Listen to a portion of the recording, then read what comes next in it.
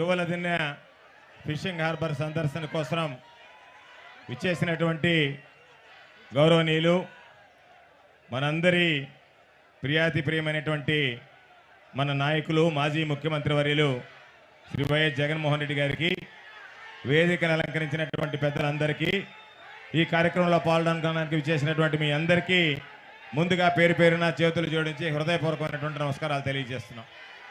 ఈరోజు ప్రత్యేకించి జగనన్న ముఖ్యమంత్రి కాగానే దశాబ్దాలుగా ఈ ప్రాంత మత్స్యకారుల కళా కోరిక అయినటువంటి జువలదిన్నె ఫిషింగ్ హార్బర్ని నిర్మించివ్వడం జరిగింది.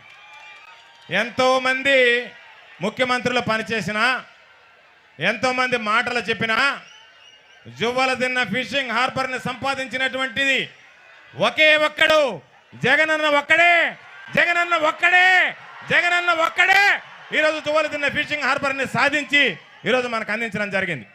అటువంటి నేపథ్యంలో దాదాపు పూర్తయినటువంటి జువలదిన్నె ఫిషింగ్ హార్బర్ని ఈరోజు దాన్ని వినియోగంలోకి తీసుకురాకుండా, వాడుకోవడానికి వీలు లేకుండా మిగిలిపోయినటువంటి అరాకొరా పనులు ఆపివేసి దానిని ఈరోజు కూటమి ప్రభుత్వం చంద్రబాబు నాయుడు సాగర్ డిఫెన్స్ అనేటువంటి ఒక ప్రైవేట్ కంపెనీకి దారాదత్తం చేయడంతో ఈ ప్రాంత మత్స్యకారులందరూ కూడా జగనన్న మాకు ఇచ్చినటువంటి ఆస్తి, మేము మా హక్కుగా అనుభవించేటువంటి జువలదిన్నె ఫిషింగ్ హార్బర్ని వీళ్ళు ప్రైవేట్ పరం చేయడానికి వీలు లేదు అని మత్స్యకారులందరూ కళం ఎత్తిన తర్వాత ఈరోజు మీకు భరోసాని ఇవ్వడానికి జగనన్న స్వయంగా రావడం జరిగింది.